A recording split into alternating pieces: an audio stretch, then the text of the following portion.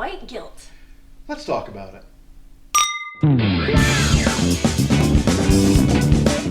All right, so here's someone, and this is sort of a typical one where they don't necessarily even watch what we're talking about. They just read the word white guilt, and that is a trigger, which I think is really interesting too, because if it really didn't bother you, Right. if it really didn't bother you, why are you triggered? Something. There's something. Yeah. And I'm not trying, we're having a conversation, we're not trying to make people feel less than. Like that's, for me, like same as, always. I dare say exactly the opposite. I think the goal of these conversations is to, like this person that just commented a little while ago, people are already thinking about this, and so getting to hear what those conversations are and what people actually think, and quite frankly, what those comments are that we're getting in our comment section, that's a part of this too, which is why we're going over them. We're not trying to ignore them, or we're not like, oh, this person, delete. Like, we want people to have these conversations. Yeah.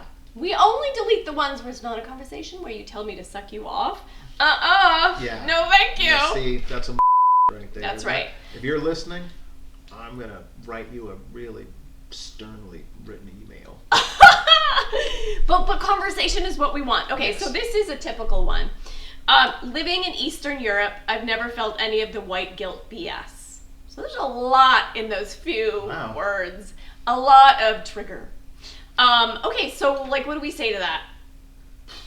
Wow, I mean, basically, are they saying they didn't have slaves there? Which, you know, everybody had slaves at different times. We also know that some places had white slaves, and we also know some black cultures had slaves, right? We get it. We're not talking about those places. We're talking about America and now. Yeah. So that, I think the key is like everybody, like when we say white guilt, people go right to slavery, like that, as if that's all we've done. So like that's all. And that's been over for so long now. That wasn't me. Yeah. So that's. I mean, of course, that's where it starts. Like that's obviously you can't not think about slavery. Right. But that's just the icing on the cake. Like it's now, and there's things happening now, and like so we're not just talking about slavery. Yeah. So. You know, there's admit it. So, I'm not German, and I can only talk about that. I know people. I mean, black German. I guess it could be. Yeah.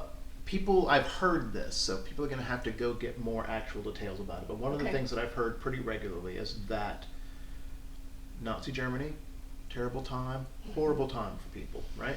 Yeah. That Germany doesn't hide this. They talk about it. There are museums. The Jewish community is able to talk about it. It is an open thing with some shame, naturally. Yes. But also, people are able to address it. And so I wouldn't say people are getting over it faster, though I guess maybe that's what's happening. But it is just that it's not being hidden.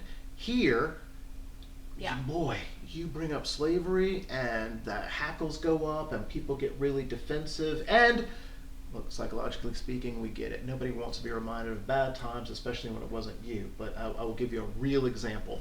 A really good friend of mine was asking about, this all came from a game. I'm not going to get the name of the game right, but I love it as a series. The first one was Underground, Big Daddies and Little Sisters. You'll know what I'm talking about. People are like, I know the game.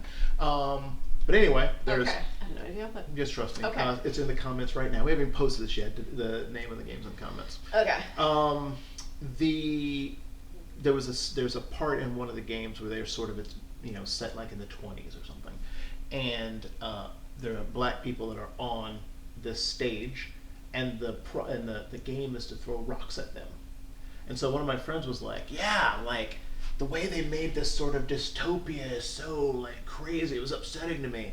I was like, no, that's not a dystopia. Here in North Carolina, it was a thing in our state fair that white people can get a rock out of a bucket and throw it at a black child on the stage as a fair game.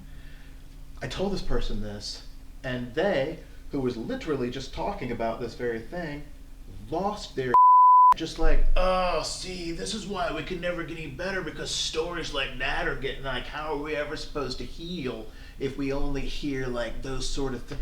Like, cause if happened, That's like, why should we not talk about it? In fact, everyone who heard that was like, that is not telling the truth, and you're typing it in, you'll find it. And Look then, it up. Right? Look it up. And then what do? And that's the question. Do you go, oh, never think about that again, right? Or do you go, holy things are worse than I thought? Because I feel like the more we cover up things like that happen, whether it is black, things that happen with women, homosexual community, like any of these things, if we don't talk about the bad that happened to them, then we tend to just say things like, well, slavery's over, we had a black president, or, whatever the thing that comes up, you can pretend like if you think we weren't that far behind, if you think we were here, and then you give a homeless black guy your lunch, you think we're getting caught up. But when the truth is, we're way the back here. Yeah. And so when you do your little thing, boop, barely a drop in the bucket. And I feel like if people can understand how bad things really were and hear more of those stories, it'll make a much bigger difference. So, person who was in Eastern Europe, I think you have real examples of how what you said isn't totally true. It is actually embraced in a lot of places where they talk about it, and it makes a big difference. And I feel like if we can do that here, it would also make a big difference. And you know what? We gotta suck it up. Like, when I hear that, and I have a black son, it makes me want to cry and hide under like a blanket. It's awful. It is so friggin' awful. But we can't get better. We can't move forward. We can't, like, without this knowledge, like, we can't. And it's okay to feel like crap sometimes. Yeah. You know, and it's not like Geraud's making me like I'm an awful person. I think collectively as human beings, and we hear that and we think of little children being hit by rocks. Not that long ago, like, we can feel that. And then we can come together, like both of us go, holy crap, that's awful. That is so awful. And literally, not that long ago, like, it is very possible that people listening to this know someone from that era, right? Like, this is not, and if not, barely a generation out, right? This is not a thing that happened in Cleopatra's day.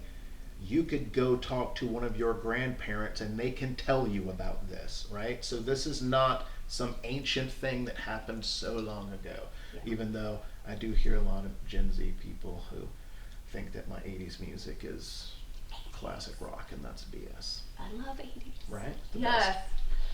Click.